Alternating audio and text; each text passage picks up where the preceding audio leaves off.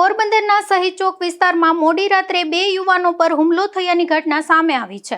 આ મામલે ઈજાગ્રસ્ત યુવાન દ્વારા પોલીસ ફરિયાદ નોંધાવવામાં આવતા પોલીસે હુમલો કરનાર સામે ગુનો નોંધી વધુ તપાસ હાથ ધરી છે।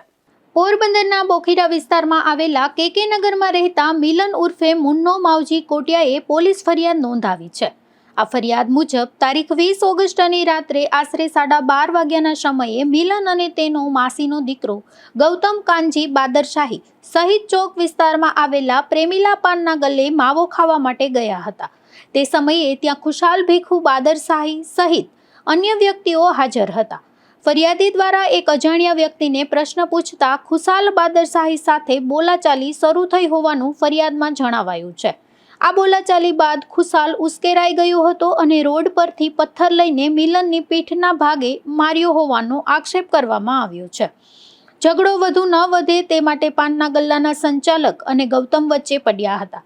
ત્યારબાદ ખુશાલે સોડાની કાચની બોટલ તોડીને મિલનના માથામાં હુમલો કરતા તેને ઈજા પહોંચી હતી અને લોહી નીકળવા લાગ્યું હતું અને મિલન તેને પકડવા જતા તેના અંગૂઠા પર પણ બચકું ભરવામાં આવ્યું હોવાનો ફરિયાદમાં ઉલ્લેખ છે। આ મારામારીમાં મિલનના માસીના દીકરા ગૌતમને પણ ઈજા પહોંચી હોવાનું સામે આવ્યું છે। આ ઘટનાની જાણ થતાં અન્ય મિત્રો બંનેને સારવાર માટે ભાવસીજી જનરલ હોસ્પિટલ ખાતે લઈ ગયા હતા, જ્યાં માથામાં ઈજા હોવાથી મિલનનું સીટી સ્કેન કરવામાં આવ્યું હતું અને તેને સારવાર માટે હોસ્પિટલમાં દાખલ કરવામાં આવ્યું હતું।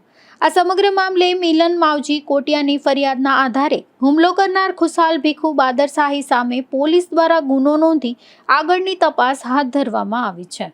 નિપુલ પોપટ સાથે અશોક થાનકી, ગુજરાત ન્યૂઝ, પોરબંદર।